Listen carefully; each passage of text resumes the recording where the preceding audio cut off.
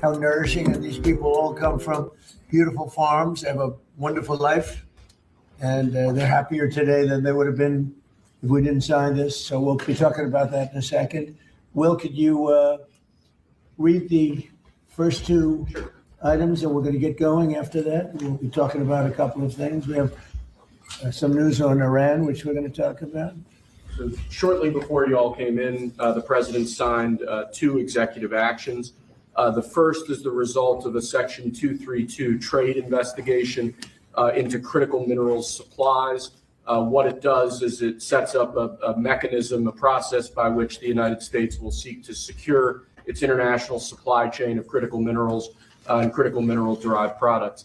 The second is actually the result of another Section 232 trade investigation, this one into semiconductors. It sets up a two-phase process. Under the first phase, semiconductors that are imported into the United States of America that are not then used domestically to build out our AI or computing architecture here will be subject to a 25% tariff. So, for example, semiconductors that were transshipped through the United States to other foreign countries would be subject to that 25% tariff. But those are two executive actions that the president reviewed shortly before you all came in. So they're going to sell chips, basically, and it's a chip. It's not the highest level, but it's a very good level. And China wants them, and other people want them. And we're going to be making 25% on the sale of those chips, basically. So we're allowing them to do it, but the United States is getting 25% of the chips in terms of the dollar value, and I think it's a very good deal. Great deal. They're taking billions of dollars. And they've done a fantastic job. But it's not the Blackwell or the Rubin. Those are the two top, but it's a very good chip. And people want it, and we think it's in our best interest to do. And we have some other little things to talk about. Maybe we'll start that first. Should I start that first? I think they're going to want me to. I have a feeling they're going to want me to. We have been notified and pretty strongly, but we'll find out what that all means. But we've been told that the killing in Iran is stopping. It's stopping. And there's no plan for executions or executions. So I've been told that on good authority. We'll find out about it. I'm sure if it happens, we'll all be very upset, including you will be very upset. But that's just gotten to me from information that the killing has stopped, that the executions have stopped. They're not going to have an execution, which a lot of people were talking about for the last couple of days. Today was going to be the day of execution. And another piece of information that I think is very important is the leaker has been found and is in jail right now. And that's the leaker on Venezuela. And a very bad leaker. So there could be some others, and we'll let you know about that. We're hot on their trail. But the leaker has been found, and the leaker's in jail. And will probably be in jail for a long time. Let's see what happens. So we'll let you know. We'll keep you apprised as to what's going to happen with that. And I want to thank all of the incredible people behind me, political people, both Republicans and Democrats, because they like whole milk. Whether you're a Democrat or a Republican, whole milk is, right? That's a great thing. The senator was in the office many years ago. It feels like many years ago, but quite a while ago, right at the beginning of my first term. Yeah, with Elijah Cummings. Right, with Elijah, a very good person. You and I had a good relationship with him. At that time, I think you were a congressman, and you've made a lot of progress. You've done very well. Some would disagree. I don't disagree. I think you did a great job. But it's great to have you here again. Appreciate it. So today I'm delighted to sign the Whole Milk for Healthy Kids Act into law, which is a very important thing for our farmers, and I think maybe more important for our people, Yes, right? The people that drink milk. This is the first bill signing of the new year, and it will ensure that millions of school-aged children have access to high-quality milk as we make America healthy again. I want to thank Secretary of Agriculture Brooke Rollins, who's behind me, Secretary of Health and Human Services Robert F. Kennedy Jr., Senators John Boozman and Mike Crapo, Roger Marshall, Peter Welch, as well as Representative G.T. Thompson and Tim Wahlberg, all great people. Also with us today is USDA National Nutrition Advisor, Dr. Ben Carson, my friend for a long time. We went head to head, and it was not easy going head to head with Ben. He still looks good. That's because he drinks a lot of milk. And some of our nation's wonderful dairy farmers and their children. They're going to be farmers for a long time, we hope. As it currently stands, schools participating in the National School Lunch Program are only able to offer students low or non-fat milk options. That was changed during the Obama administration, and a lot of people disagreed with it at the time. With this legislation, schools will finally be able to expand their offerings to include nutritious whole milk. It's actually a legal definition, whole milk. And it's whole with a W for those of you that have a problem. Most of the media will get that.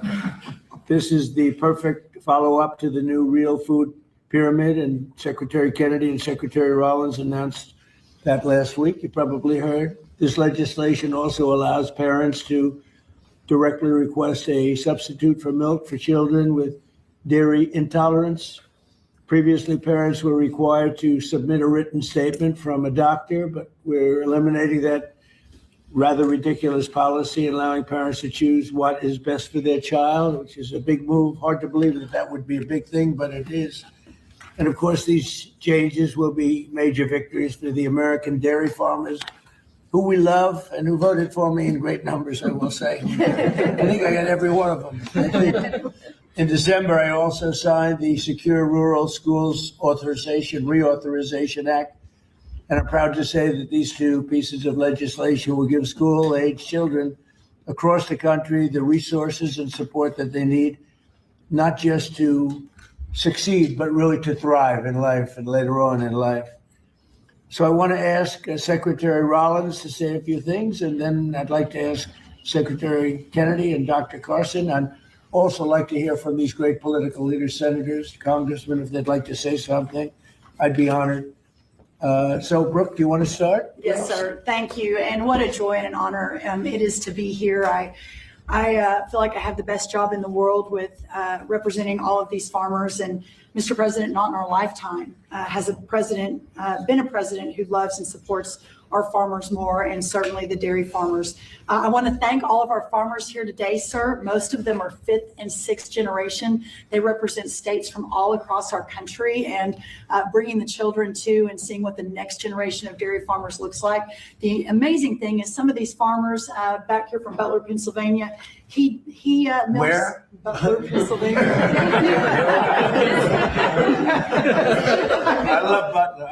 Yeah, they love you. They love you. But he milks about 40 to 60 cows. And then we have Jamie from Wisconsin, who milks about 5,000 cows. So they represent all across the spectrum. Wow. And what this means. And I think it's important to note that in the last year, your support for these American farmers, for rural America, the One Big Beautiful Bill was the largest investment in rural America in history. I think that's important to note. The trade, and I see my friend Jamison Greer over there and Howard Letnick on this end, we've opened up more than 24 different markets. Milk exports, dairy exports are up 23% just in the last year. And when you think about the ag deficit that happened under Joe Biden and the 4 years, we went from a surplus of agriculture products when we left the first time to a $50 billion deficit when we came back. Yep. So these are massive, massive wins for America. And I think it's important to note that. I also want to note, and you said it as well, that over a decade ago, Michelle Obama in this very room made an announcement on a short-sighted campaign to ditch the whole milk in schools, and that's what we're working to fix today. Last week, Bobby Kennedy and Ben Carson and Dr. Oz and the whole crew, sir, announced the Dietary Guidelines for Americans 2025 to 2030, which also reintroduced full-fat dairy into a healthy diet. And today, by signing this bill, Senator Marshall and Congressman Thompson and both all the wonderful men to the right who worked so hard on this. Peter Welsh, it is a bipartisan issue, and understanding where we are in this country and how important the health of certainly our children are is so important.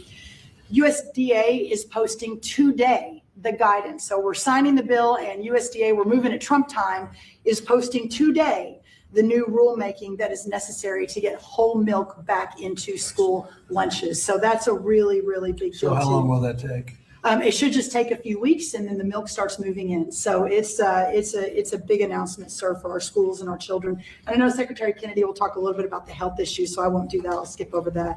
You mentioned, and the last thing I'll say, I know we're here to sign the bill on whole milk, but Senator Crapo's work and our wonderful friend Doug LaMalfa, who we lost way too soon, Right.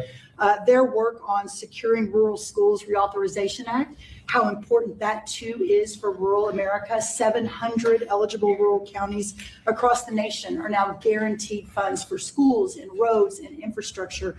So, sir, you say it all the time. Those are your people. They voted for you and with us and saw your vision from the beginning. This is who we're here to support today, in addition to the whole milk for healthy schools, which will help all children. Just remember, eat real food and drink whole milk. What a joy again it is to be here, and I especially want to thank all of our incredible farmers for what you do. So, sir, with that, I'll turn it over to Secretary Kennedy. And just before you do that, how are we doing with food prices, bringing them down? Yes, sir. Well, I'm glad you asked, because I brought a chart, and it just happened to be right behind me. So speaking of milk is actually way down, and I know we're here to talk about that today. Obviously, 44%. that's right, sir. 44% down. Milk, 44% down. Eggs is way down. Milk is way down. This is just since we took office, sir. Fresh whole chicken down 2%, cheese down, tomatoes down, butter down. Of course, eggs are way down. Potatoes down almost 3%, fresh fruits down almost 3%. But this is just the beginning. And as we continue to bring the cost of farming down, bring the cost of inputs down, open up the markets, support our farmers, we'll see even more affordability moving forward. And eggs are down 31%, so Yeah. that's really something. Yeah. Where's Bobby? Bobby's right here. Right here, Mr. President. Go ahead, wherever you want. Go ahead. Good to see you. What do you like, Bobby? And I want to echo what Brooke said about finally having a president that sees the alignment between farm prosperity, good food policy, and the health of our children. These are common sense associations. Democrats have been talking about them for eons. Republicans have been talking about them. We finally have a president that is implementing these policies and getting real food to our children. Today, President Trump signs the Whole Milk for Healthy Kids Act of 2025, a long overdue correction to the school nutrition policy that puts children's health first.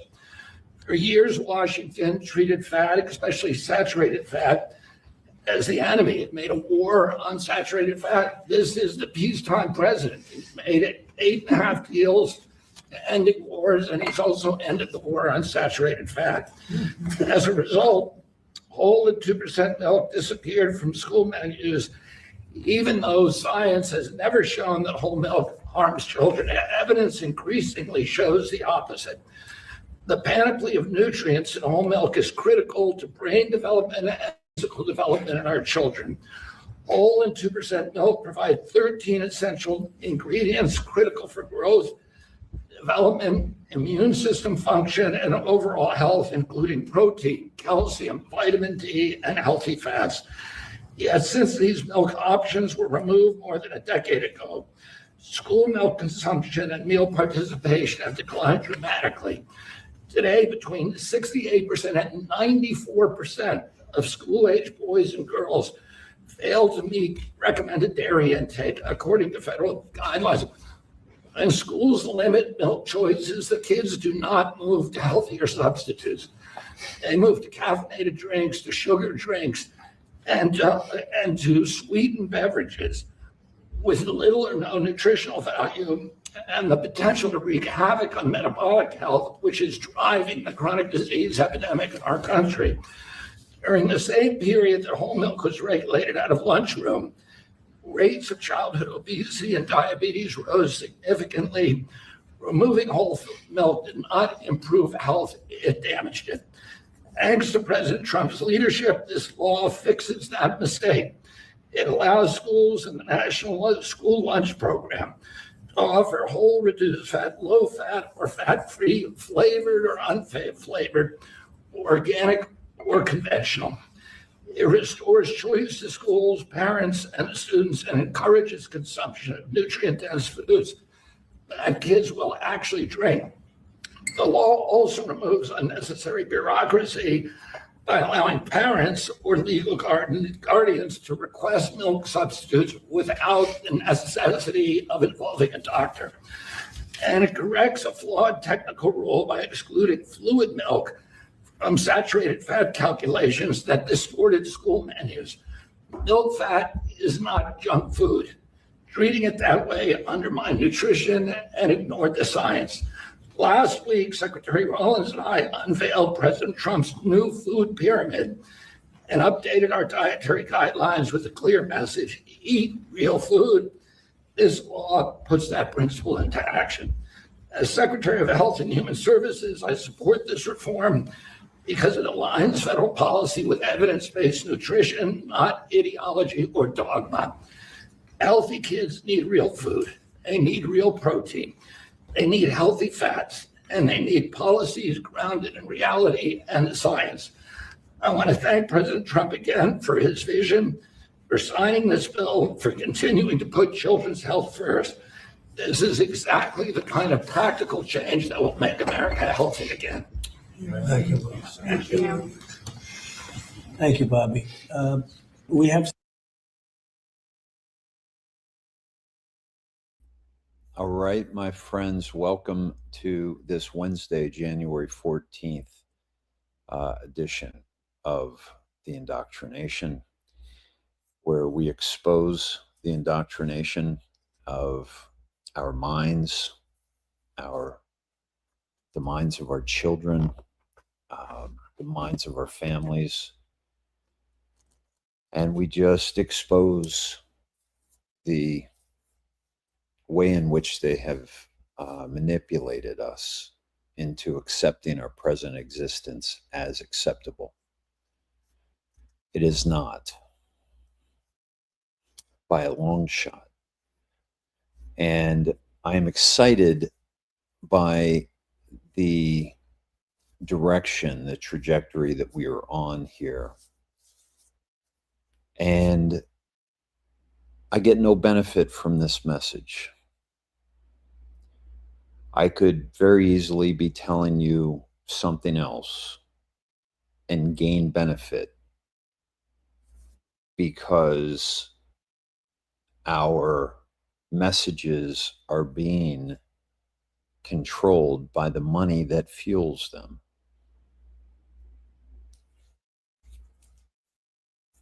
And I am about as independent as you could possibly get. And the only thing that I'm searching for is the truth. And here you are on a Wednesday night. You could be doing a lot of things. And you're here with me, with us in the Sned Shed, and just finding out, trying to wrap our head around, building community, common sense. This is why we're here. Welcome. You didn't realize that this was going to be such an amazing show when I lead with milk. How about that, by the way? Something that literally took the stroke of a pen of a man in power to flip the food pyramid and to bring like vitamin-rich, wholesome milk back into the school lunches of our children with fat for the brain, coming from, you know, a vegetarian cow. And the next step will be raw milk. But this is a huge first step. And how many of us didn't even know it was an issue because we don't have children in school? So this isn't to get him more votes. This isn't to get him to people, for people to like him. This is a decision. If you have extreme TDS, okay, and you have an IV that is tapped directly into CNN, then just work with me here. President Trump doing this is going to make our children healthier, stronger, drinking less bad sugar, giving them good, wholesome, natural sugar. Somebody tell me how that's a bad thing. Well, Bobby's lactose intolerant. Well, yeah, we know. It's because of the shit milk. It's because of the pasteurization. It's because of the vaccination. But now we're going to get better milk. Start here, then go organic, then go raw. Baby steps, people, baby steps, but such important steps so that our children may better walk theirs. I am practically on my back right now. I'm not getting worse, but I'm not getting much better after the fall. Down the stairs, this slip, I should say. But thank you all for your prayers and your suggestions. And I'm doing arnica, I'm doing DMSO, I'm doing, what do you call it? Epsom salt. I'm doing, what do you call that? Magnesium spray. I'm doing some CBD, some THC. I'm doing some what's called hydration. So at any rate, I'm doing it all. I got a little whiskey with me, and so I'm good. But this is the way in which I've chosen to do my last two shows, and I figured, hey, maybe, I'm doing this just because of my position, but maybe this is the way to go. LT is a millionaire. Dave at X22 is a millionaire. David, the IndoctriNATION is overdrawn.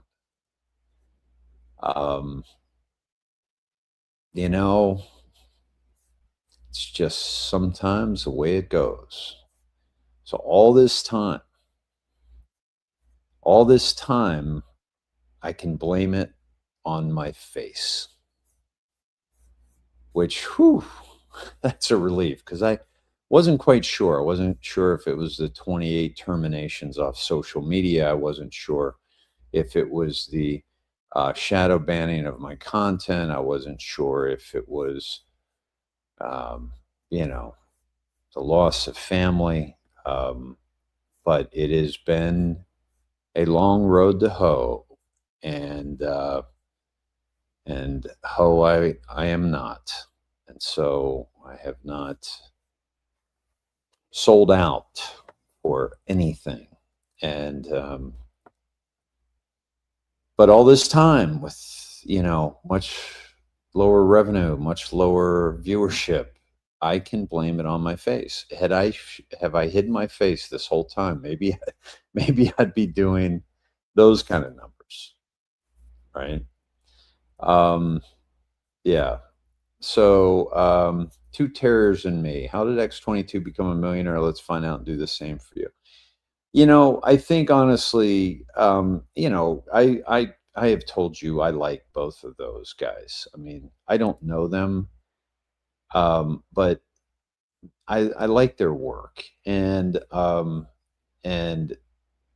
their cue, but they marketed themselves. They did shorter shows. I was on for 6, 7, 8 hours a night. Unwatchable for some people. So, at any rate, we'll get off of that. Thank you all for you've got a sexy voice. Thank you. Is that a normal voice or is it just tonight? Pete, I'm not ready to grow the beard back. You're gonna have to hold the line for the unbearded right now.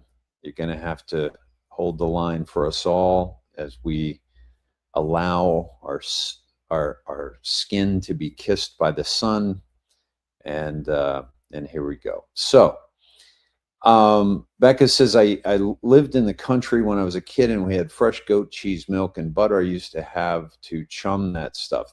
Chum that stuff. I pictured you, giving it to the sharks like in Jaws. But churn that stuff. That's amazing. That's really cool. Daily far infrared sauna will fix you up. I've got a red light therapy that I have not yet used. I've got a little lamp here. I wonder if I should try that. So, at any rate, so I know you didn't all tune in. Thank you for all your beautiful comments. And I've got to find my Healy, for crying out loud, Hunter. I have not tapped into that. I mean, don't get me started. I just been busy. I mean, I'm still active, like coaching and doing stuff, but it's like, now I'll figure it out. But anyway, listen, we got bigger fish to fry here, folks, than my injury. So I appreciate you all. Let's get into it. There's some major stuff going on right now, and this is huge. Now, part of the President Trump at the beginning, he was talking about Iran, and how Iran said that they're not going to execute anybody. Now we're getting different stories out of Iran. Okay, we're getting a lot of. By the way, just a quick question for you here. Anybody got Verizon, and are you still down? So this was about a couple hours ago. Let me see if we got an update on it. But this is crazy. Oh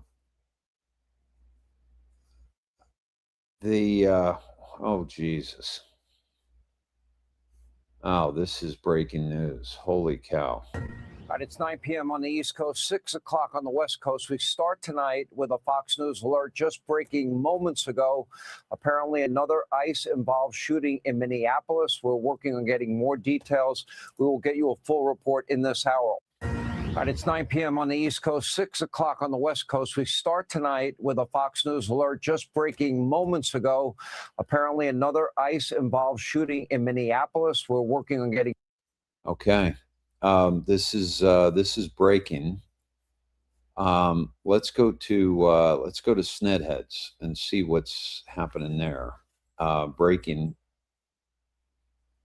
Protester says the real criminals are ICE, so the real murderers. We have nothing to defend ourselves with.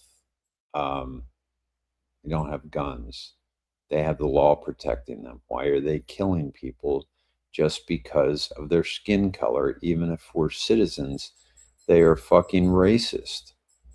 Wow, this follows after ICE shot a Venezuelan man. So let me take you to the actual interview. that that woman. I mean, the stuff that's going on. I watched. Listen, I'm going to get into some stuff tonight, folks. I'm really glad you're here, because I really think that we're going to connect on some really important stuff tonight. I watched Jeffries today and talk about inflammatory. Unbelievable. So this is, first of all, the story is supposedly the shot a Venezuelan man in Minneapolis tonight for coming at them with the real criminals is ICE. They're the real murderers. I mean, we don't have nothing to fend with. We don't have guns. They have the law protecting them. What do we have? What are they scared of? Why are they killing people? Why are they shooting people? We have nothing to fend with. What brought you out here tonight? Are you part of one of the community? Because it's another person shot. Or they're killing people. They're killing people. They're killing my people just because of their skin color. Even if we're citizens, they don't care. They're fucking racist. The real criminals is ICE. They're the real murderers. So, folks, this is pretty serious. And by the way, thank you to Spiritual Street Fighter for this beautiful meme. Dan Scavino, the man who runs the internet, great little meme that she did. And Dan Scavino's birthday is today. And Dan, we thank you from the bottom of our hearts for the role that you're playing in this Q operation and in the plan. We're very, very grateful that for you and your work. And so happy birthday today, Dan. And yeah, it's don't know where we'd be without you. Seriously. Like, it's pretty awesome where we're at. So this rhetoric, okay, of this kind of behavior is absolutely insane. The story is coming out. The story is not yet out. And they're calling them murderers. Okay? It looks like after 8 hours and 30 minutes, Verizon services are beginning to come back online. Major nationwide outage, folks. Something is going on, because that doesn't just happen. Are you with me? I mean, oh, by the way, tell me if I'm coming through audio-wise a little bit better. Because I brought my microphone out and I wanted to hook that up so that it would sound better.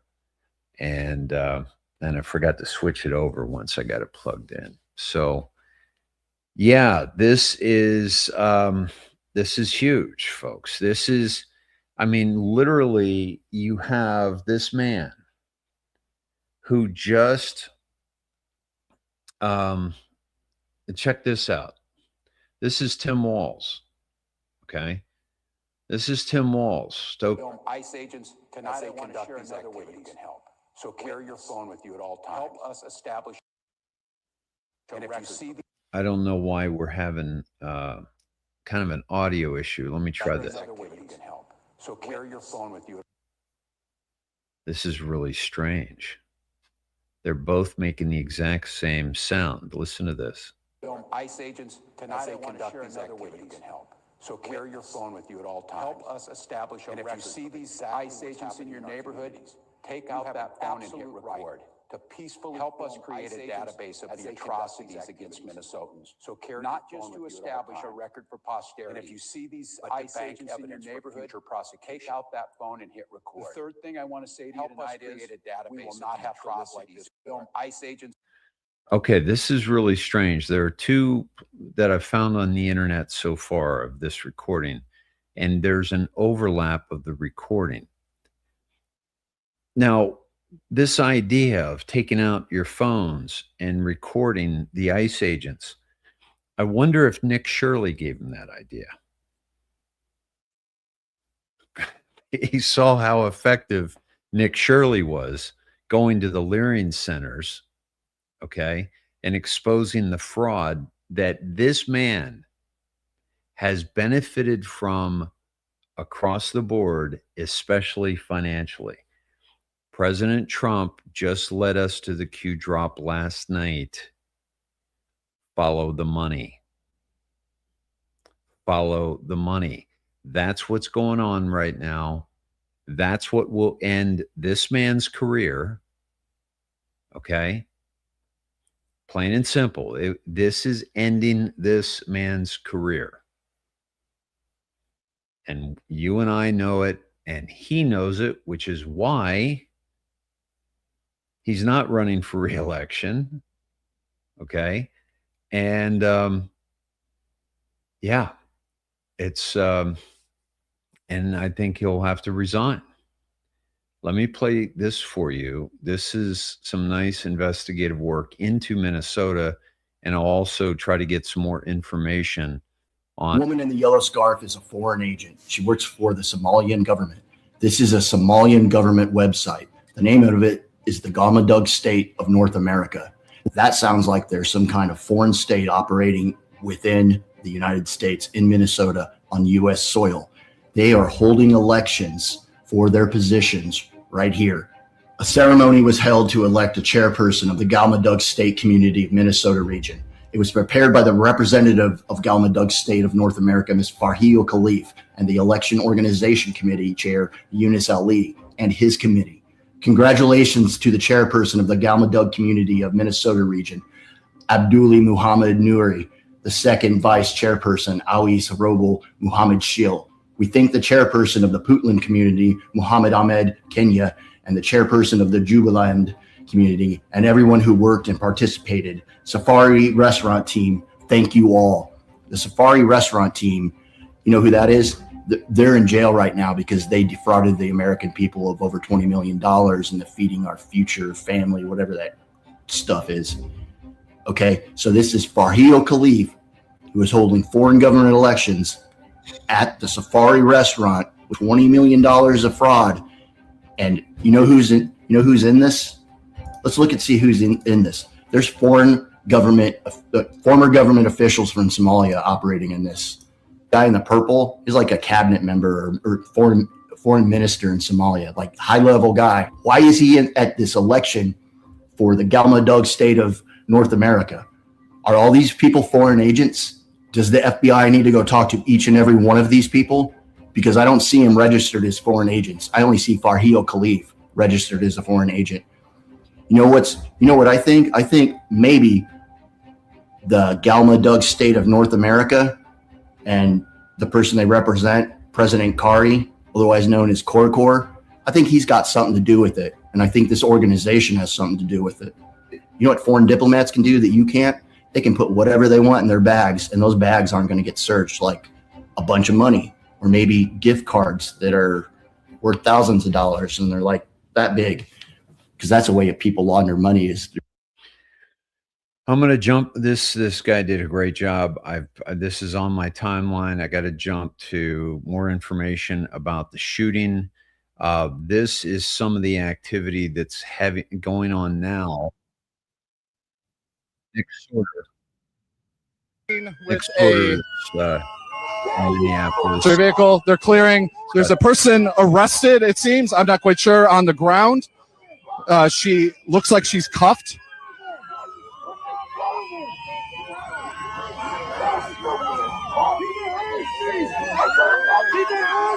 Yep. There's Border Patrol officers in full camo. They're armed with a couple of them have night vision. You can put the microphone to what they're saying. Dude, what are you doing? What made you sign your oath and do this to us? Is your dick that small? Is it? Did your uncle touch you at Christmas? They all right, so this is obviously right? I mean, we're seeing some really, just agitators, guys playing tough guy, think they're saving the world by getting in the face of these ICE agents. Supposedly, this person was coming at them with a shovel. Place that the officer did in fact have internal bleeding injuries. He was hit by that car. That is correct, and he did. He sustained a serious injury, internal bleeding in his torso. By the way, the officer they're talking about was the ICE agent that was hit, or the officer that was hit by the car by the woman who he then shot. He's got internal bleeding. But Sean, regardless of the fact that he may or may not have had internal bleeding, which we know that he did, let's say he did not. That doesn't mean that the shoot was not clean. Based on the law and on the deadly force policy, that is not the requirement. It is the perception of the agent at the time that the incident occurred, and did they believe that their life was in serious or imminent danger of death or serious physical injury, which this individual clearly did. Based on his past experience, even back in June, this same agent had been drugged behind a car for around 50 yards. Inexcusable. That definitely goes into the factoring decision. And I can tell you. By the way, I love that she commented that even if he wasn't internally bleeding, like, we don't have to make shit up on the right to call this behavior out and to justify his self-defense. We don't need internal bleeding for that. We need an intention to try to harm him with a 2,000-pound vehicle. That being an agent, I have said this on air many times. I lost my best friend in the line of duty. She did not have the chance to defend her life. No agent should have to take the risk of not going home alive because there are individuals who want to cause them harm. That is not the expectation of any federal agent or any law enforcement officer. And they are so accustomed, particularly in Minneapolis, we saw what happened post George Floyd, that they think, that law enforcement has no rights. That is not the case. They abide by the law. Law enforcement only pulls out their weapon when they absolutely have to, Sean, because they know that they will undergo major scrutiny in the aftermath, even if it is a clean shoot. No officer or agent wants to ever have to take somebody's life, but at the same time, they have the right.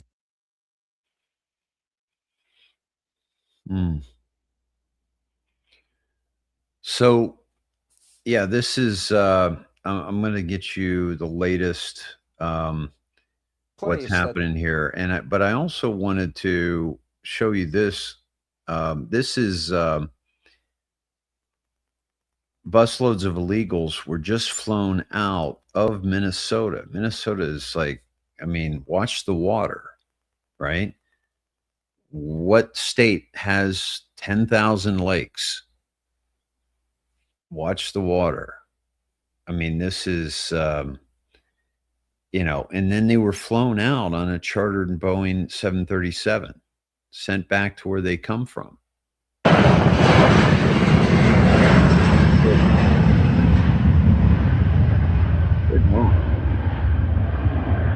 They're gone.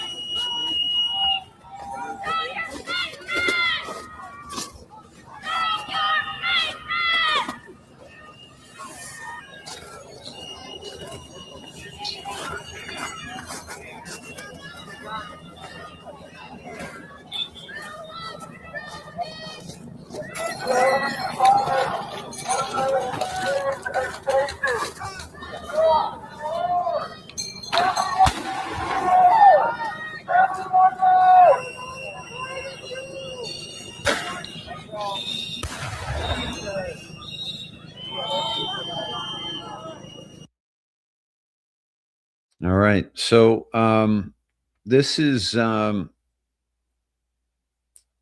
unbelievable, just in terms of the sheer number of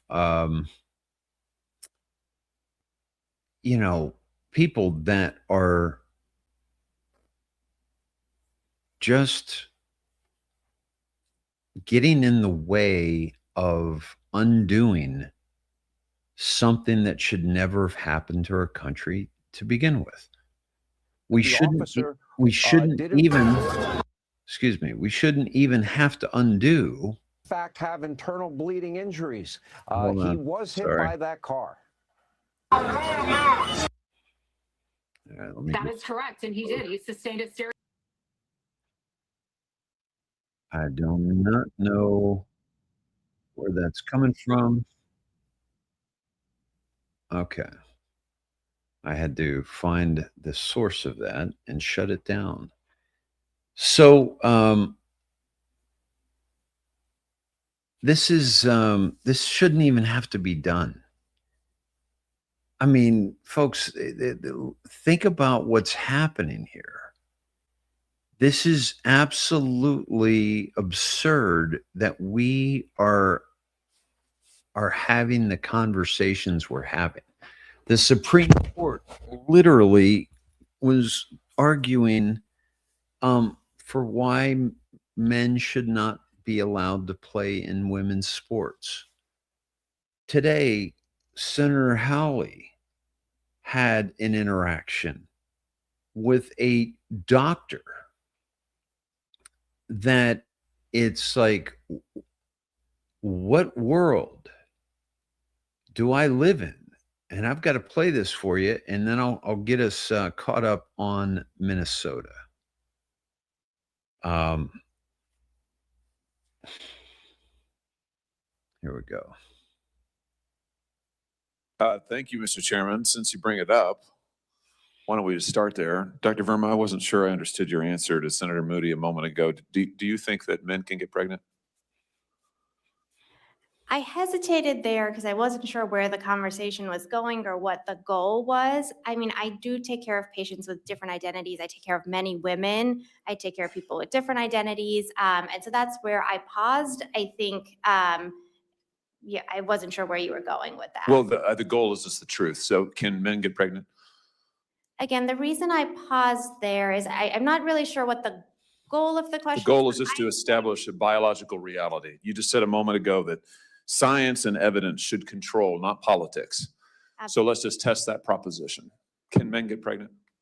I take care of people with many identities, but Can men get pregnant? many women that can get pregnant. I do take care of people that don't identify as women. That Can men get pregnant? Again, as I'm saying, Let me just remind you what you testified to a moment ago. Science and evidence should control, not politics. So can men get pregnant? You're a doctor, I think. Science and evidence should guide medicine. Do science and evidence tell us that men can get pregnant? Biological men, can they get pregnant? I also think yes/no questions like this are a political tool. And No, yes/no questions are about the truth, doctor. Let's not make a mockery of this proceeding. This is about science and evidence. And I'm asking you, the United States Supreme Court just heard arguments yesterday at great length on this question. This is not a hypothetical question. This is not theoretical. It affects real people in their real lives. And you're here as an expert, called by the other side as an expert. And you've been telling us that you follow, right, you're a doctor, and you follow the science and the evidence. So I just want to know, based on the science, can men get pregnant? That's a yes or no question. It really is, I think. I think you're trying to reduce the complexity of a lot. I'm not. I'm trying to get, it's not complex. I'm trying to get to an answer, and I'm trying. Wow. You should see my face right now.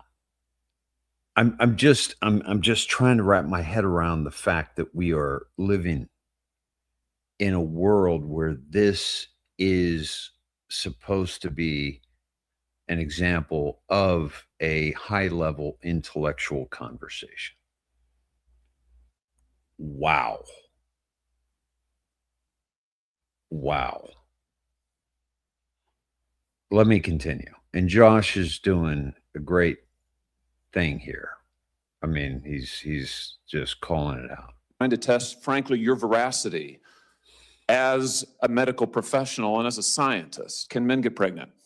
I think you're also conflating This is male extraordinary. female with No, I'm not conflating male and female. They're two different things. There's biological men and there's biological women. And I want to know, can men get pregnant? what you were talking about is biological. You're not going to answer my question, it sounds like. Biological males. This isn't hard, doctor. Can men get pregnant?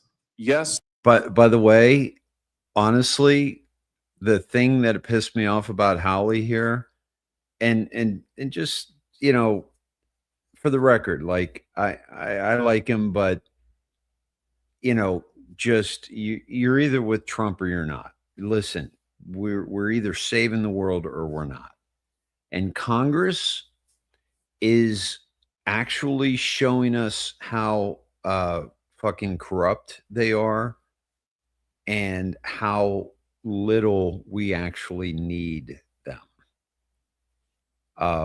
This is not a system that can continue for any length of time, the one we're in. But here, I would have let her speak, because there was about to be some serious bullshit coming out of this woman's mouth. Let me back that up. Here we go. Talking about is biological. You're not going to answer my question, it sounds like. Biological males. This isn't hard, doctor. Can men get pregnant? Yes or no? I would be more than happy to have a conversation with you that is not coming from a place of trying to be polarized and push. I'm not trying to be polarizing. I'm trying to ask. I think it is extraordinary that we are here in a hearing about science and about women. And for the record, it's women who get pregnant, not men. We are here about the safety of women and science that shows that this abortion drug causes adverse health events in 11% of cases. That's 22 times greater than the FDA label. Another fact. Okay, going to an update here. That was just, I don't know how much of that we can take. Josh did a good job. I would have let her talk a little more, because that was going to be some serious shit. Homeland Security, DHS, just released at 32 minutes ago, 6:50 p.m. Central Time. Federal law enforcement officers were conducting a targeted traffic stop in Minneapolis of an illegal alien from Venezuela. His name was Maduro. Just joking. Who was released into the country by Joe Biden in 2022 in an attempt to evade arrest. The subject fled the scene in his vehicle and crashed into a parked car. The subject then fled on foot. The law enforcement officer caught up to the subject on foot and attempted to apprehend him when the subject began to resist and violently assaulted the officer. While the subject and law enforcement were in a struggle on the ground, two subjects came out of a nearby apartment and also attacked the law enforcement officer with a snow shovel and broom handle. Now, snow shovel isn't a heavy shovel, right? It's a light shovel so you can pick up the snow, but it could cut you, like it's sharp. And a broom handle. You know, you could get a splinter, okay? So, no, but that's, you know, you could get, you know, hit in the eye. You can get hit in the gut. You could, with the pointy end. I mean, you could do some damage with a broom handle and a snow shovel. As the officer was being ambushed and attacked by the two individuals, the original subject got loose and began striking the officer with a shovel or broomstick. So it must have been either the snow shovel or broomstick. Fearing for his life and safety as he was being ambushed by three individuals, the officer fired a defensive shot to defend his life. The initial subject was hit in the leg. All three subjects ran back into the apartment and barricaded themselves inside. The attacked officer and subject are both in the hospital. Both attackers are in custody. This attack on another brave member of law enforcement took place while Minnesota's top leaders, Governor Walz and Mayor Frey, are actively encouraging an organized resistance to ICE and federal law enforcement officers. Their hateful rhetoric and resistance against men and women who are simply trying to do their jobs must end. Federal law enforcement officers are facing a 1,300% increase in assaults against them as they put their lives on the line to arrest criminals and lawbreakers. This is on the media and Democrats. Period. So this is, my friends, this is, I mean, here's the thing. Honestly, if I was writing this script, I would have this woman show up. Basic reality that biological men don't get pregnant. There's a difference between biological men and biological women. I don't know how we can take you seriously and your claims to be a person of science if you won't level with this on this basic issue. I thought we were past all of this, frankly. I can't believe we're still here talking about this. I am a person of science, and I'm also someone here who's here to represent the complex experiences of my patients. And I don't think polarized language or questions serve that goal. I don't think they serve the American people. It is not polarizing to say that there is a scientific difference between men and women. And I want this to be clear and for the record. It is not polarizing to say that women are a biological reality and should be treated and protected as such. That is not polarizing. That is truth. It is also, by the way, the United States Constitution, which offers unique protections to women in a variety of circumstances as women. And your refusal to recognize women as women and men as men is deeply corrosive to science, to public trust, and yes, to constitutional protections for women as women. And I think it's extraordinary that you would sit here and advance a political agenda that has been thoroughly discredited and rejected by the American people in this forum. And I'm glad we had this exchange because it is exceptionally clarifying. It is also in many ways quite depressing. I see that my time has nearly expired. I just want to. So it was very clarifying. Okay, we've got the Supreme Court yesterday having this conversation, and we have Congress today having this conversation. And nobody but the MAGA Republicans are calling the people out on this bullshit. And so, quite frankly, if I was writing this script, and man, what a script it is. Holy cow. I would do this. I would expose the absolute absurdity that we are witnessing. And so before I take you to Jeffries, and I don't have the video on this, but I'm going to tell you about it. I'm going to try to find the video, but he was he had a statement today. Okay. But before I take you to that, I want to take you to, yesterday's Delta. There was, and I'm going to pull that up after Jeffries, but there was a significant, hold on, there we go. Post about the those who scream the loudest in Washington, and Jeffries is certainly one who is doing that, right? Because he is the speaker, the minority speaker, and he is, but he's a fucking buffoon. We know for a fact that this guy is low IQ. We know for a fact he's low IQ. I mean, all you got to do is listen to the guy talk and watch his hand movement like he's a marionette. This is unbelievable what we're experiencing. And so here's, he's obviously very loud. But this is something that is Hakeem Jeffries, this is from John McAfee News, caught red-handed. Over $3 million vanished from his office in massive corruption scandal. He's refusing to cooperate, screaming guilty as hell. Audit exposes his filthy secrets. Now DOJ is swooping in to nail him. So the case has been referred to the Department of Justice for review.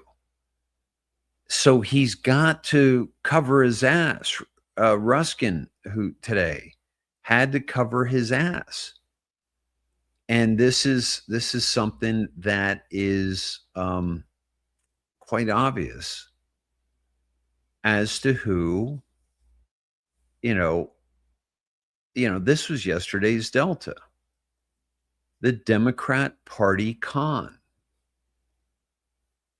When you can't raise money organically through party, individual donations, voter base, you steal it from the American taxpayer and give it back to yourself in the form of campaign contributions. This is the way it works.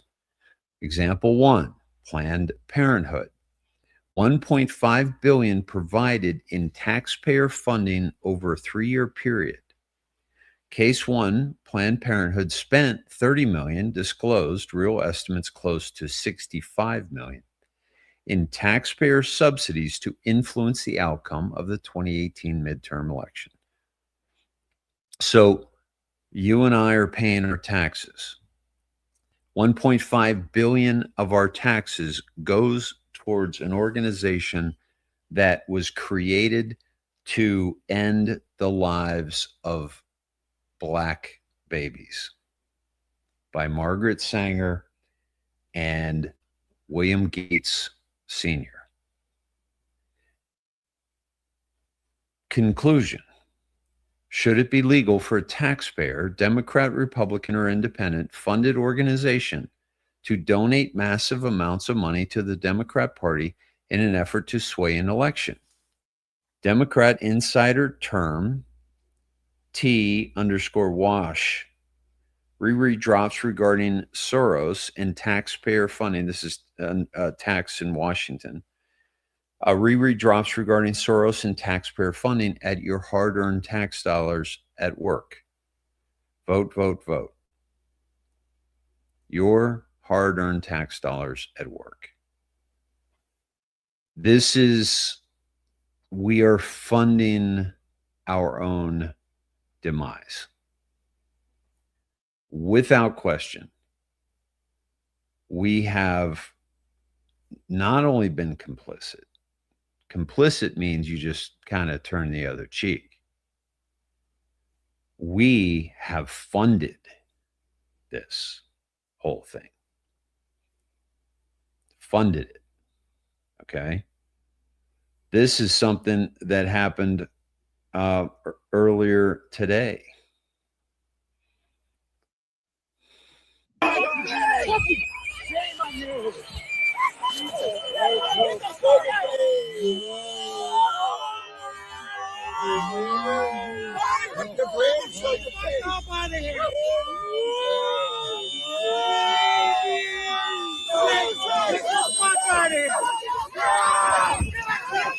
This is unbelievable.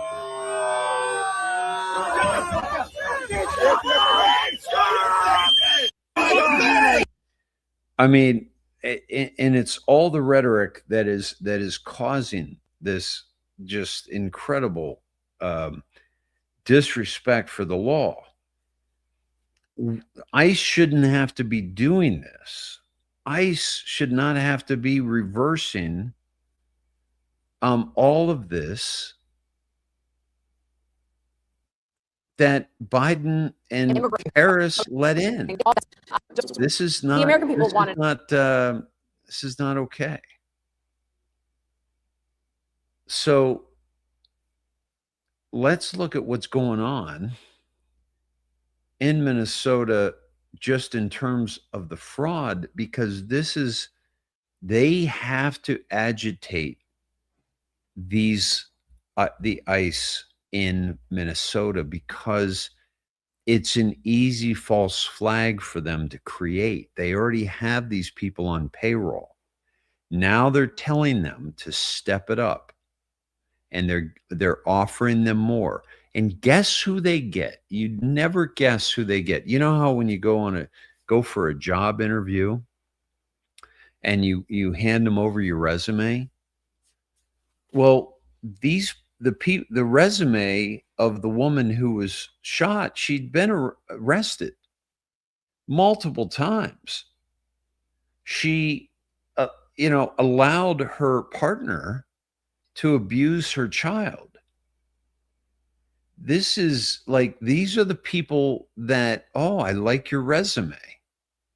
I think you'll fit in here in Antifa. I think you'll fit in here in our non-denominational, non-BLM, non-Antifa, just women that just dropped their kid off at school and they were on their way home and they got shot by an ICE officer. Those are the people that they're trying to get us to believe is, causing these issues. But what we understand is that the media is reporting on all this, but they're creating these false flags. It's very easy to create a false flag around a nice officer. And this is the narrative that they are forcing down the throat of the American population. The Minnesota fraud, to date, the Department of Justice has charged 98 total defendants in several Medicaid fraud and related case programs. 64 were convicted, pleas, and trials. 85 of the charged were of Somali descent. So 85 out of 98 were Somali. That is some kind of magic, crazy coincidence, because it's certainly not coordinated, right? It's not coordinated by those leaders in Somalia that are seeing millions coming back in suitcases every week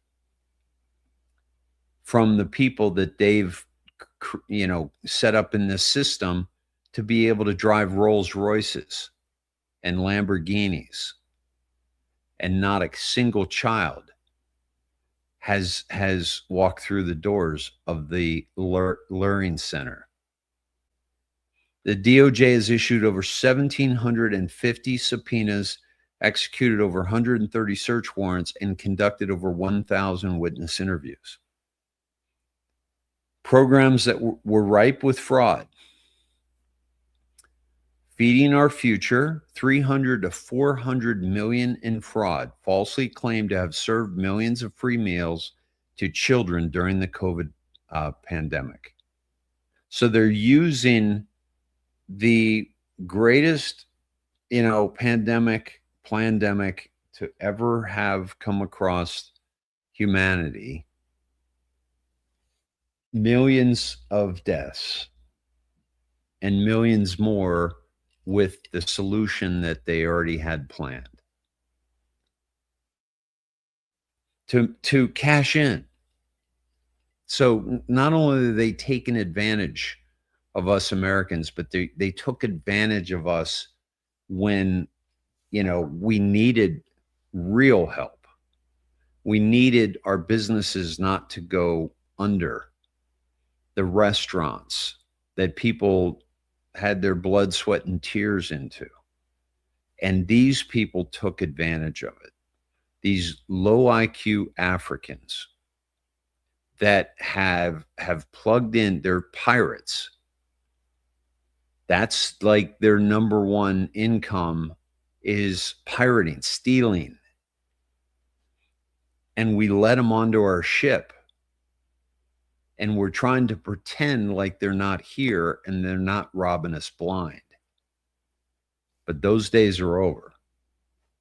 And they're walking the plank, and they will be walking the plank if they aren't already.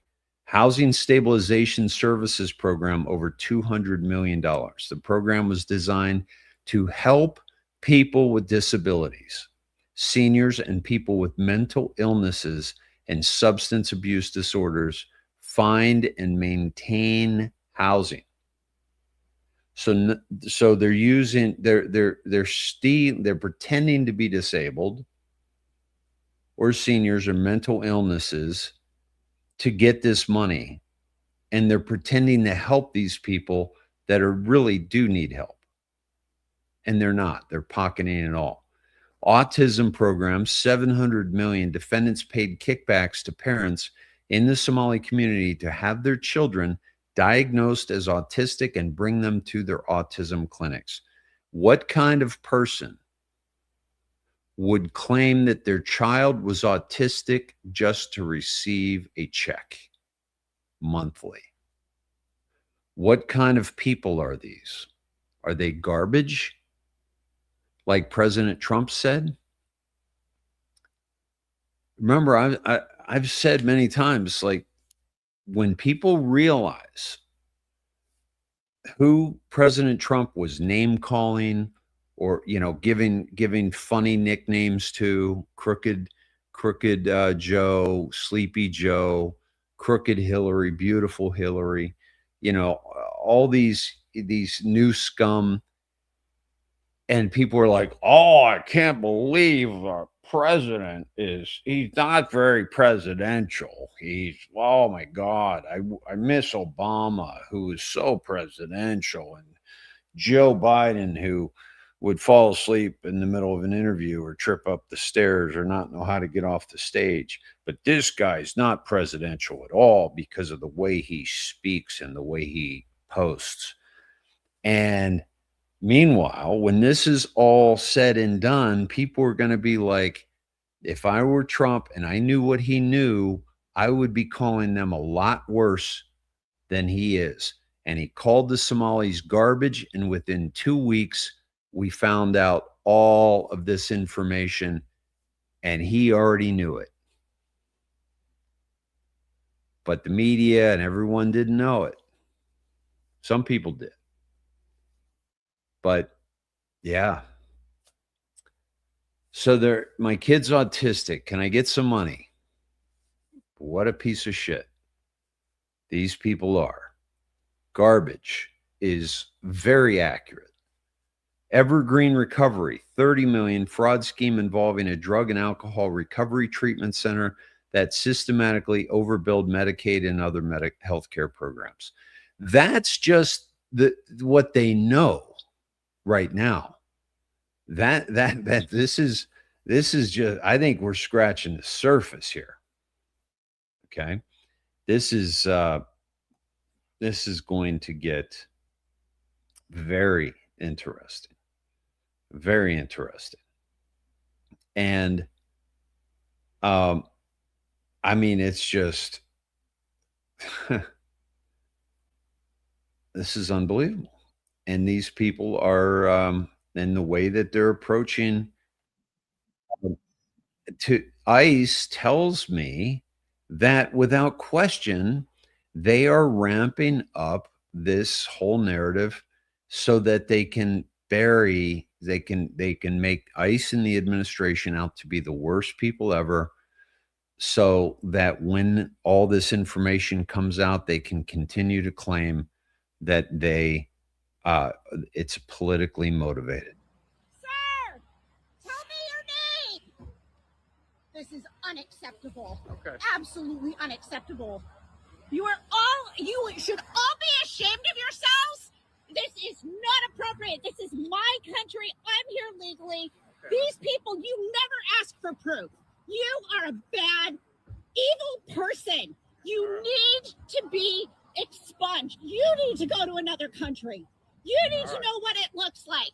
Instead, you're pulling over innocent people, not asking for any ID and just hauling them off. You all should be ashamed. How do you go home to children, to friends, to family? Do you tell them what you do for a living? That you arrest people without cause? That you just pick them up, put them in a truck? Is that what you do? Are you proud of yourself for doing this?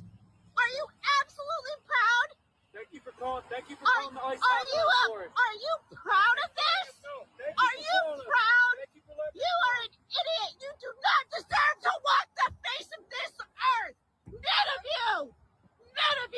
You are fools! I did get a name. I did get a name. They took somebody out of that car. And they're, yeah.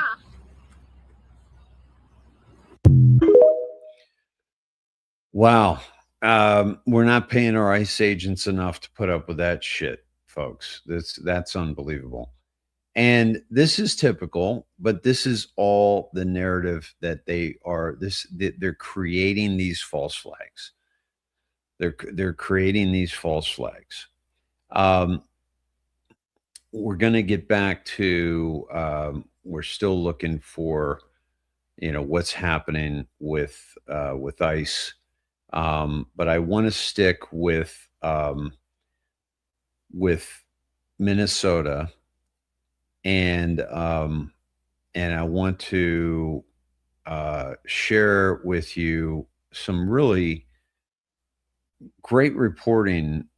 Basically, the woman who from Lindell TV, who caught Ilhan Omar outside of Congress, and was asking her some just very basic questions.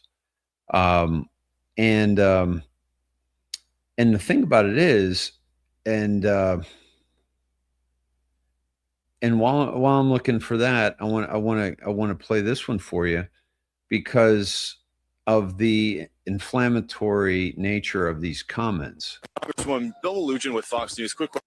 Did you wait for any facts to come out on the Portland Border Patrol shooting before you put your statement out? I did not make a statement about the. You did. It's on Twitter. No, I made a statement. I did not say anything. Let me back that up. Congresswoman Bill Melugin with Fox News. Quick question. Why didn't you wait for any facts to come out on the Portland Border Patrol shooting before you put your statement out? I did not make a statement about the. You did. It's on Twitter. No, I made a statement. I did not say anything about whether or not those folks were rightfully having. You said ICE is terrorizing the community. It wasn't ICE. It was Border Patrol. And you said you My wanted. question for you is, did they follow due process? And the answer is no. Those folks were shot before they had. Those folks were two Venezuelan gang members who both local police Allegedly. and local Allegedly. police in Portland say they were. I met with the police chief, and it is not that clear. So alleged is not due process. So do you consider those alleged Tren de Aragua gang members to be your neighbors? You said we got to show up for our neighbors. We have to show up for our community, and our community is feeling terrorized right now. They are outraged that people are being shot without having any detainment or due process in the court of law. Did you see the photos DOJ put out of the Ram Border Patrol vehicle almost totaled? I have seen photos, sir, and I have nothing to say about these two people and whether or not they have criminal history or other things to be detained. That is not the issue. The issue is that we are not following due process. Our law enforcement should be accountable to the law. Last question, we'll let you go. You called for an end to all immigration operations in Portland, all ICE operations. Do you still stand by that, given the fact that these do appear to be criminal, illegal alien gang members? Again, sir, alleged is not being prosecuted in the court of law and having a jury find that that's true. If they have immigration violations, that will be dealt with by an immigration judge. I stand by ICE needing to be accountable to the law, and enforcement needs to be ceased until we can guarantee that there is accountability to the law. Thank you. Wow. So that her name, he says it here. Congresswoman Bill Melugin with Fox News. Quick. Congresswoman. I don't know who this woman is. I think she is Washington State. Does anybody know who this is? Please let me know. By the way, the Texas one says, I flagged down a Verizon repairman to ask him when my service would be repaired. He looked familiar. How great is that? By the way, anybody with Verizon still don't have service? Do you have service or no service? Yeah, she looked very masculine, didn't they? She. Yeah. Yeah. So, yeah. Did you see January 6th where the Capitol policeman shot a woman at point blank range and ran away? Yeah, exactly. they're eating the dogs. Oh my God. I mean, guys, think about that. The Haitians in Springfield, Ohio. Oh my God. And Trump, they're eating the dogs. Like, holy cow.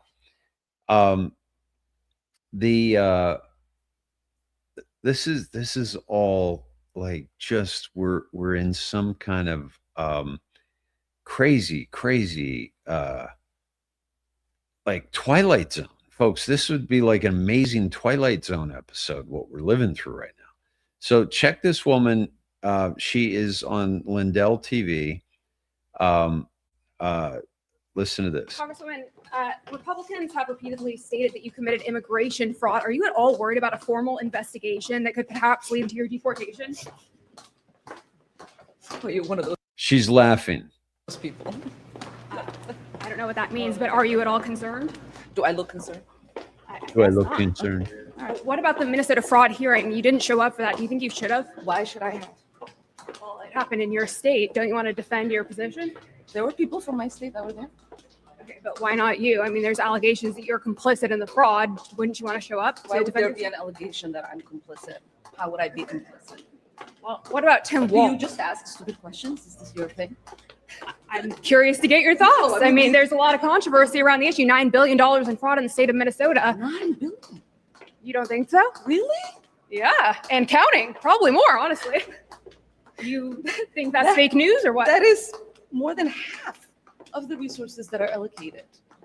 Okay. So you genuinely, like, your brain has told you that it is possible for half of the resources. I'm just going off of what for the our public service to like have disappeared is what you're saying. countless Minnesota state representatives, whistleblowers have come listen forward. to yourself though. I'm Like, trying just to think about that for a second. Maybe if you showed up at the hearing, you would Just- know that just think whistleblowers about are that being for a second. retaliated against for exposing the fraud. Why is that? Why are they being But tracked and just traced? think about what you're asking. Who is tracing whistleblowers? Minnesota state officials, Tim Walz, anyone who dares to speak out against the government. Tim Walz is doing something to Yeah, whistleblowers? why is Tim Walz stepping down if he's, innocent? Why isn't he running for re-election? Because he's had 8 years to serve as our great governor. He was going to be vice president of the United States if Kamala won. Yes, and he would have been an Kamala. excellent vice But president. now he's stepping much down. better than the person we have right now. And now he's stepping down as governor. Any comment on that? You don't think he's maybe complicit? He is focusing on trying to make sure our state remains great. All right. Wow. Have a nice day. Thank you. You too. Please read. Wow. What was that final thing she said? All right. Have a nice day. Thank you. You too. Please read. Please what? You too. Please read. I missed that. But what a smug little bitch she is. What a smug little bitch. And this is the way your brain works? This is the way your brain works, that you believe this, that you actually think that? Congresswoman By the way, thank you, Representative Omar, for letting us know that the fraud makes up more than half of the total money given to your state. Thanks for putting it into perspective for us. Okay. Now this is later on. And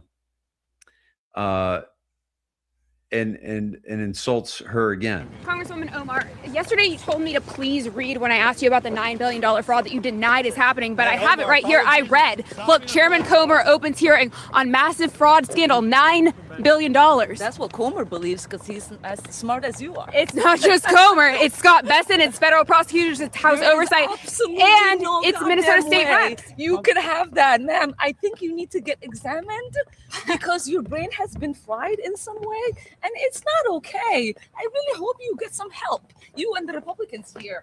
Take care, okay, ma'am? I'm sorry, I couldn't go to the learning centers that you're running over in Minnesota, but I think you should perhaps read what's actually. One of those learning centers. I need one of those learning centers. Yes, see it. Congresswoman Omar. So great work. By the way, why is Lindell TV not telling us who this woman's name is that is doing this fantastic work?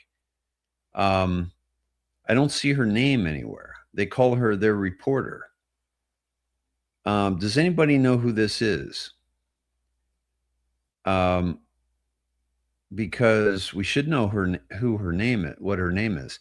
She did a great job. I mean, this is the kind of stuff that is they won't be able to walk down the streets, and all you have to do is ask them a question and call them out with facts. And she is just, calling out her brain and saying that you really need to get help. You're sick. You need to get help. What kind of thing is that to say when you're trying to, get in, you're just being asked questions. This is unbelievable. But here's the thing, folks. We've got to ask ourselves, would insurrection could it possibly look any worse? Like, in other words, has it ever been more clear that our government, our governors, our senators, our congresspeople, our mayors, our DAs, has it ever been more clear in our entire lives that they are being financed and orchestrated by a group of people that are robbing us blind? Robbing us blind, my friends.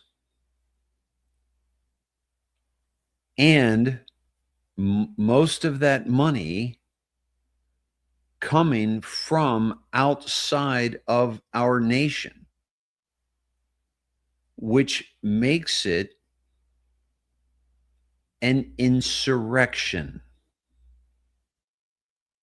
An insurrection against our country. And President Trump is pulling up all of it. He's exposing all of it. And it is frustrating, but it's also glorious. Let's listen to Pam Bondi. And by the way, how many of you were ready to kick Pam Bondi to the curb? And how many times did I tell you that she is reading the white hat script? Let's listen to her. Happened in Minnesota, we had 6 prosecutors who suddenly decided they didn't want to support the men and women in ICE. One of them was busy doing a photo shoot with the New York Times while ICE was out there risking their lives. So they came, they said, we want to resign, but we want to use our annual leave up until April, meaning they wanted the taxpayers to pay for them to go on vacation because they decided they didn't want to support law enforcement. So the breaking news tonight, I fired them all. They're fired from the office. And our U.S. attorney there, Rosen, he's great. He was just confirmed 3 months in Minnesota. What? Boom. Boom. Fired. Okay. When was the last time you heard somebody in high office being fired? You know where that came from? It came from the guy who had the #1 show on network television, The Apprentice, who said, "You're fired." We're not asking for your resignation. I want your resignation on my desk by Monday morning. No. You're fucking fired. Okay? Pam Bondi fired them. They are now disgraced. They will not be able to walk down the street without people knowing that they were fired because they were trying to defraud the American people, and they failed to support their fellow man in government that are simply trying to undo something that never should have been done. Letting 21 million people into our country that are criminals. They're absolute criminals. Now go fuck yourselves. Exactly. Don't let the door hit your ass on the way out. You are fucking fired. The boss. Folks, Donald Trump is a gangster. He is a gangster. This is how a gangster rolls, and he's rolling all over the deep state that has enslaved humanity. No one can convince me otherwise, so don't bother. Don't waste your breath, because I have done my homework. I have done my critical thinking, and I have made my collusion. I'm sorry. I saw collusion on my screen and I read it. I have made my decision as to what is actually happening. And what is actually happening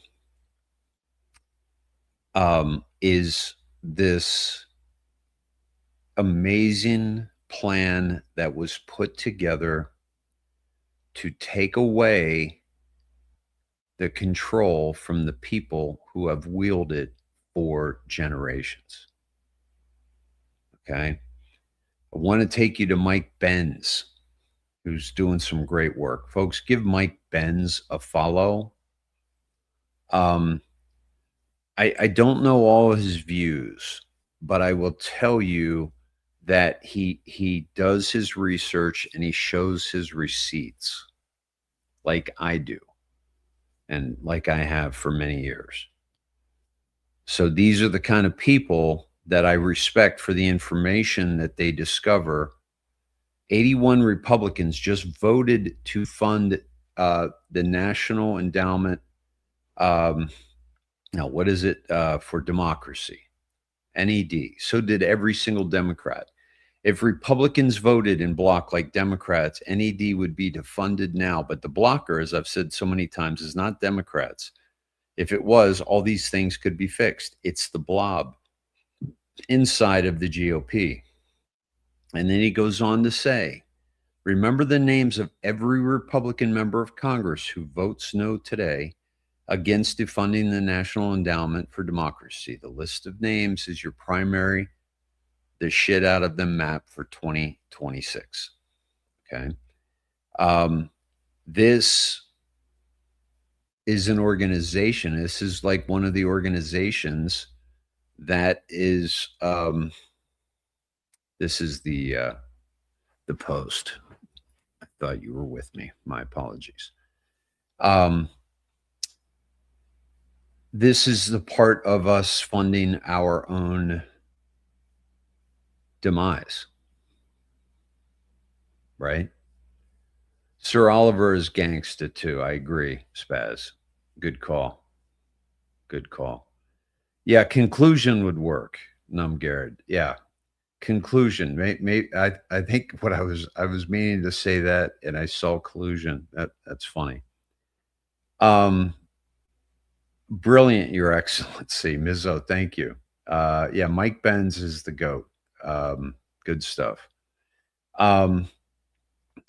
U.S. sending carrier strike group to the Middle East, Demra says.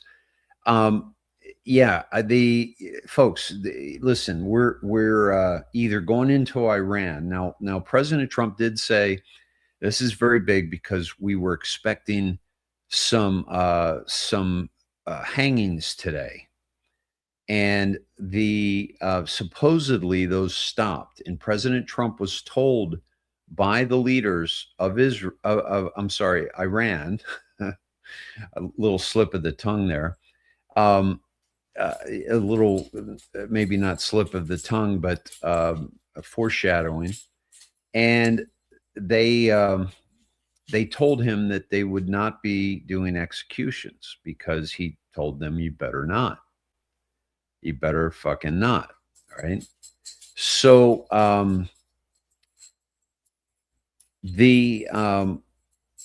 so let me play this for you, because to me, this is from News Treason Channel, and it is this post from Fox.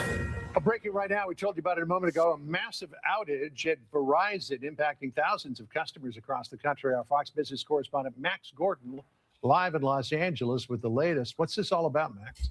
Hey, so we still don't have an official reason for this outage from Verizon, though here at our LA bureau, some devices have gone to SOS mode, indicating that they don't have service. And this map here from the site Down Detector showing where people have lost Verizon coverage. You can see here that the outage hotspots seem to be centered around the Portland, Oregon metro area, Chicago, Boston, New York, and Washington, D.C. There's some outages there. And then other Verizon outages appear to be popping up here in Los Angeles, and then also in Phoenix and Atlanta. Verizon posting on X, we are aware of an issue impacting wireless voice and data services for some customers. Our engineers are engaged and are working to identify and solve the issue quickly. We understand how important reliable connectivity is and apologize for the inconvenience. People have also reported issues with other carriers, and we've reached out to the FCC to see if these issues with Verizon are part of a larger outage. We'll update you with any additional information when we have it. Back to you. So Dave also goes on to point out, I think it's Dave at News Treason. Help me if I'm wrong. Just about how they were Democrat-run cities. Like we saw Chicago, we saw Portland, we saw LA, we saw DC, we saw New York City, right? And so these are some major hubs, obviously. Why only there?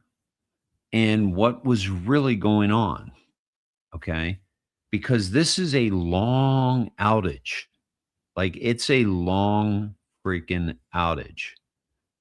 What is going on? Okay. People say that this is, Phoenix, Los Angeles, San Francisco, Seattle, Minneapolis, St. Louis, Atlanta, Houston, Dallas, Washington, New York, Toronto, Chicago. So,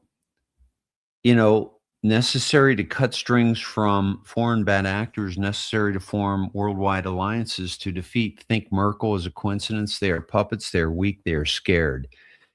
80% dark ops necessary, 20% public for justice. The stage must be set. Have faith. Q. Okay. What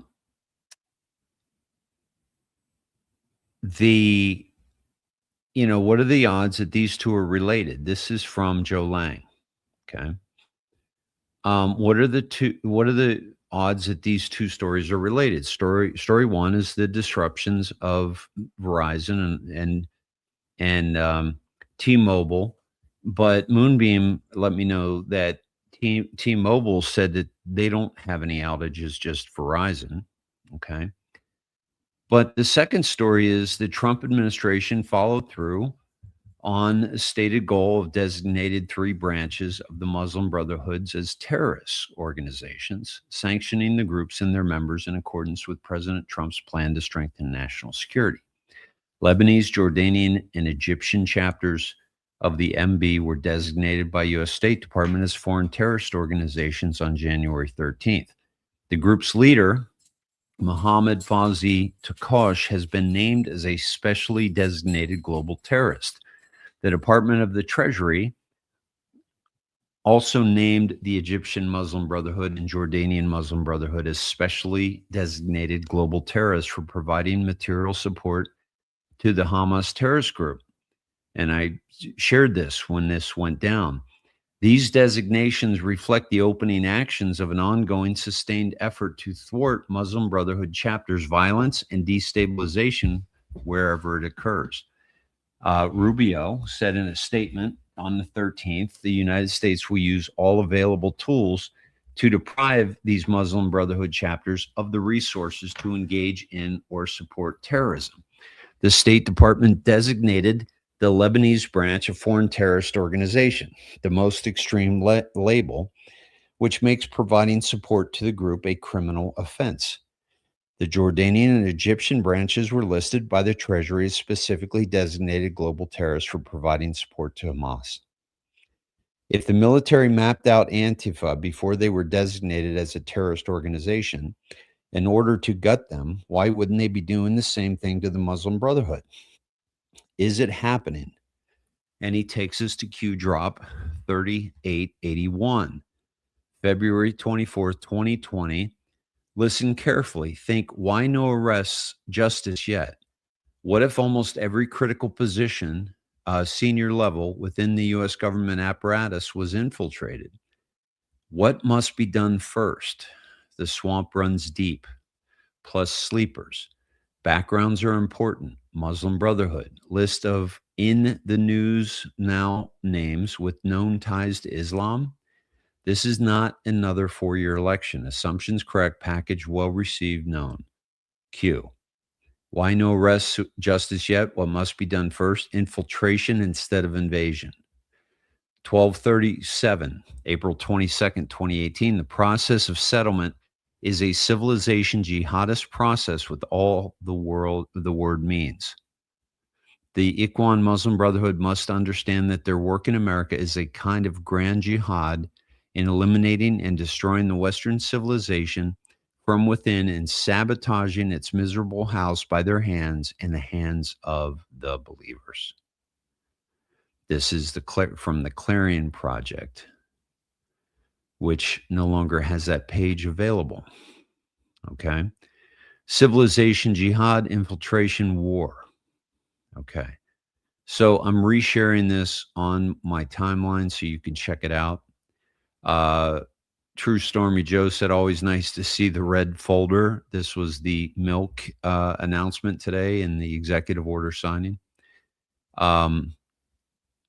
So this was the post that I shared that is on my X, and also you can find on Snedheads here. You can find this on this side when you see my X feed right here. Okay. And that'll pop up very, very soon. All right. And I showed you this infiltration there. Some really good stuff happening. Obviously, big news today was Trump flipping off that worker at the Ford plant, which was beautiful. I showed that last night. And again, he's a gangster, and he doesn't give a fuck. Okay. He is just taking back our country. Sarge, good to see you, brother. Welcome. Hey, Sarge, some great stuff happening, man. This is Sparky, where are you? Blastings, you said, are happening. And if you said that earlier, okay, you did. New Jersey, still no service. Okay. Yeah. Out of Kulula, I like that Trump sounds like Rodney Dangerfield. And I tell you what, Trump, he gets no respect. He gets no respect at all. Yeah, this is, yeah, no, I mean, he acts like a gangster, like he, not in the sense of the word, but he's a gangster in the way that he handles people. Like this is we're not going to go through Congress to see if we can get milk on the school lunch menu. Okay, it's like he's just getting shit done, and so I wanted to share this with you as well. This was Pinot American, and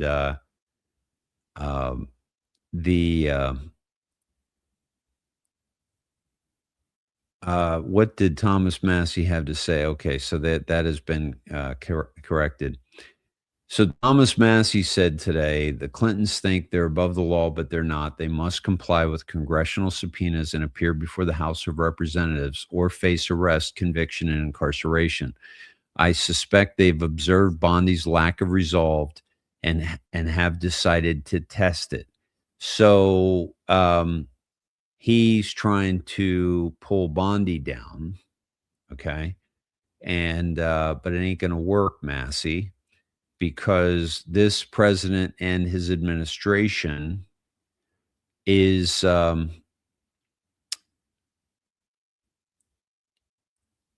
absolutely taking down the deep state once and for all. By the way, thanks to you all for a few of you, like Wendy said, this woman's name that did that awesome interview, the walking interview. And by the way, shout out to the cameraman who had to walk backwards and record most of that.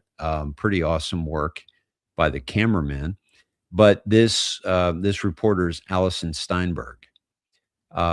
So great work, Allison. Really fantastic interview of Ilhan Omar, who made an absolute fool of herself in that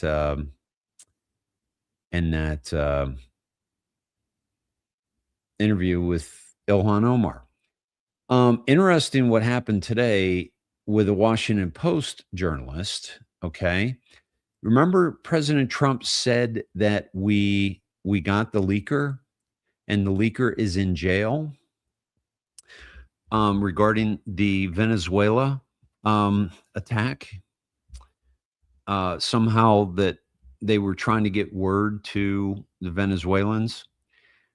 Attorney General Bondi, this past week at the request of the Department of War, the Department of Justice, and FBI executed a search warrant. So at the request of Hegseth, a search warrant at the home of a Washington Post journalist who was obtaining and reporting classified and illegally leaked information from a Pentagon contractor. The leaker is currently behind bars. That would be the Pentagon contractor. I am proud to work alongside Secretary Hegseth on this effort. The Trump administration will not tolerate illegal leaks of classified information that, when reported, pose a grave risk to our nation's national security and the brave men and women who are serving our country. Okay, so shit's going down, my friends. Shit's going down. God bless you too, brother. It is amazing. Thank you, Edward. I appreciate that. The like thingy looks awfully lonely tonight, so please smash the like button. Which we should get more likes because I'm not showing my face. So we should have more likes out there saying, you know what, I'd rather look at this image than the Jasper working on his bone, or I know you guys love that stuff, but at any rate, yeah, please hit the like button, and guys, if you would like to support my work here of many years, please do so and get your name on the wheel, which I'm hoping to be able to do tomorrow night. Maybe, yeah, I can't do it tonight. And we're almost out of time as well. But Yeah, this is 2 hours in, and I'm just putting this up on the screen for the first time, and that might be the reason why I'm not an LT and I'm not an X22. So, yeah, so my friends, please support this work. I appreciate that, Spaz, but a little self-deprecation is always a little fun, isn't it? Um, you know, let's just say I'm not as pretty as I used to be, and I'm definitely not as pretty as I think I am. So my friends, this is all going down. I mean, everything I showed you tonight, just think of it as necessary. You know, is it awful that people are being hurt? Is it awful that people are dying? Absolutely. Absolutely. It was also really bad when people were dying in wars that we never should have been in. It was awful that people died during COVID. It was awful and is awful that people are dying as a result of the vaccine.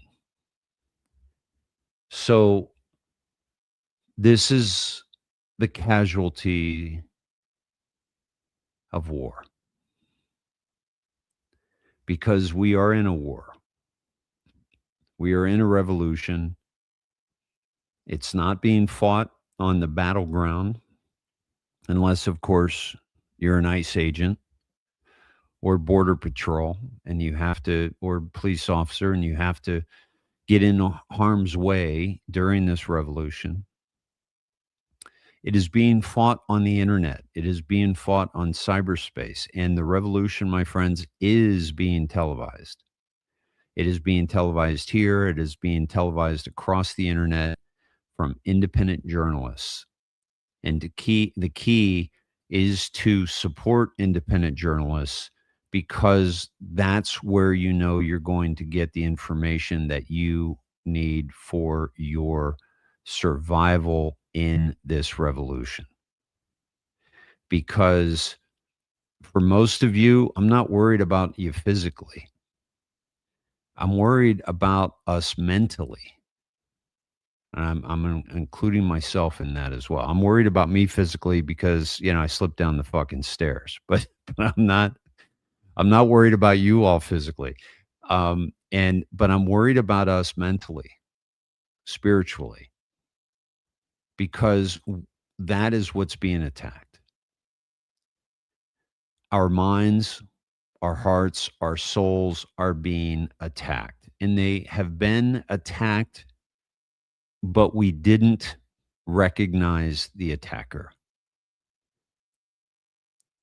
Listen, there were, trannies in kindergartens long before Trump came along. And many of us that knew it, we were trying to fight it. Yes, but it was still happening. There were boys playing in women's sports before Trump came along. There were people crossing the borders and trafficking children before Trump came along. There were, really, really bad nutrition that was being pushed by our government agencies. There was higher taxation. There was fake wars that we were forced into. All of these were going on and have been going on for quite some time. And Trump is and Q are the thing that will turn it around and is turning it around. And we are a part of the transparency and the accountability. And this is where we come in. This is why Q included us in the huddle. The only players I coached, some sixth grade girls yesterday. It was beautiful. I mean, just the joy, the cheering for their teammates, the smiles, the laughter, it was beautiful. And this is the innocence that we as adults are on the hook. We are responsible for protecting. And we have done a really, really bad job of it. We've done what we can, right? With our own family and with our friends. And, we've done what we can, but now we have a bigger message. We have a bigger reveal that we must continue to expose. The common sense, the sheer, I've often said the first step towards freedom, is realizing that we are slaves. We have to come to the realization of our own slavery in order to even seek freedom. But the Mockingbird media, the indoctrination, has kept us from truly seeing what we must see. And that is the truth, that it is every ounce of information that we have been receiving for most of our lives has been a lie. And it's all as a result of controlling humanity. That's all it is. It's control. And if we were in control, we'd probably want to figure out a way in which we could retain that control, because when you have it, you don't want to lose it. And that is, we're fighting for our freedom. And in order to do that, we have to have a strong mind. We have to have a strong heart. We have to have a strong soul that cannot be sold, that cannot be bought, that cannot be compromised. So we stand in this fight and we hold hands and we say, no more. We're not going to allow these things anymore. And we have a man at the tip of the spear, and we have Q at the tip of the spear. And Dan Scavino, his birthday today, at the tip of the spear. Less than 10 know everything. Less than 10. Maybe that's changed. But you still got to figure it's a small number. They know what we're up against. They know how to overcome it. They know all this already. Wait a minute. Auntie had a stroke? Oh, dear. D, I did not know that. Will you please keep me up to date on that, up to speed? Auntie Honey had a stroke. Please, folks, pray for Auntie Honey.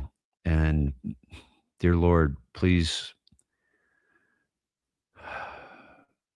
heal her. Please don't let it be too serious. And please support her and the doctors and everyone involved. God bless this woman.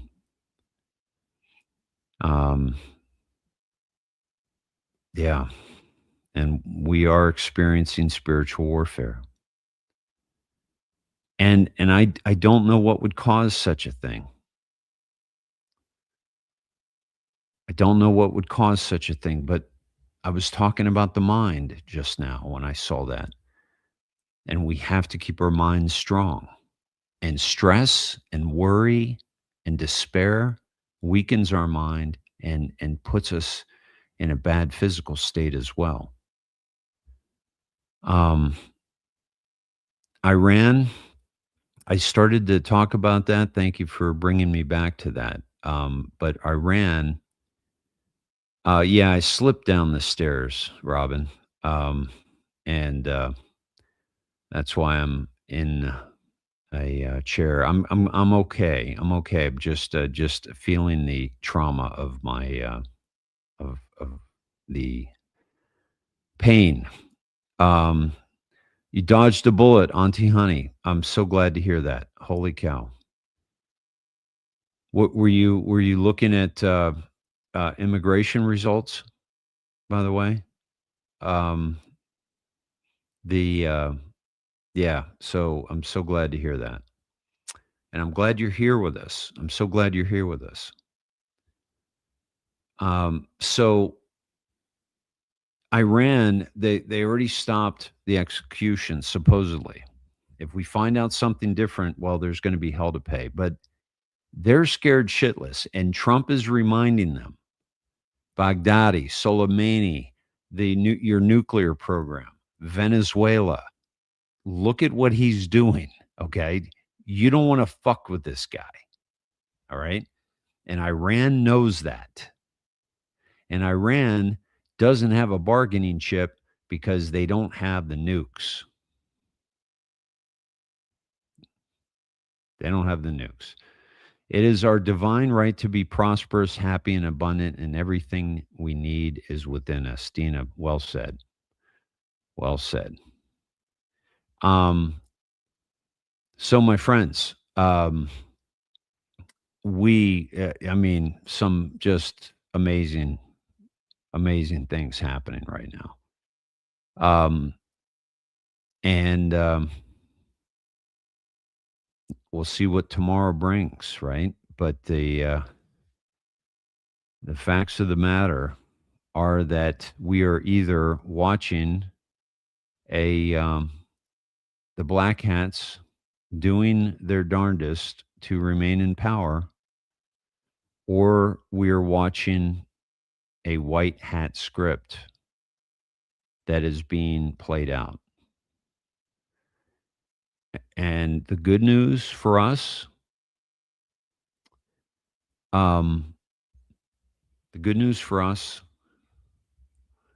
is that both are going to accomplish the same thing. Either one is going to accomplish the same thing. The awakening of humanity and the end of the cabal. God bless you all. I will see you tomorrow night. I'll probably be back to the 8 o'clock schedule. We might have lost some folks thinking I didn't come on. I should have posted that I was coming on at 8:30 versus 8, because some just wait for the notification, or they just check in at 8 o'clock to see if I'm on. So if I missed you tonight, my apologies. Thank you for those who are lending your support to this Truthcast. It is truly necessary, and it is truly appreciated. Much love to you all. Be well. Auntie Honey, I'm so glad you're doing well. Yeah. So, oh, thank you, Robin. I'm so sorry, Dave. I love you. I appreciate that. But I'm okay. I'm okay. Really, it's like I'm still functioning. No broken bones. So I'm good. I'm so fortunate. So thank you, my friends, for being here. God bless you. God bless President Trump. God bless the Q team. God bless our civilization. Good night. Be well.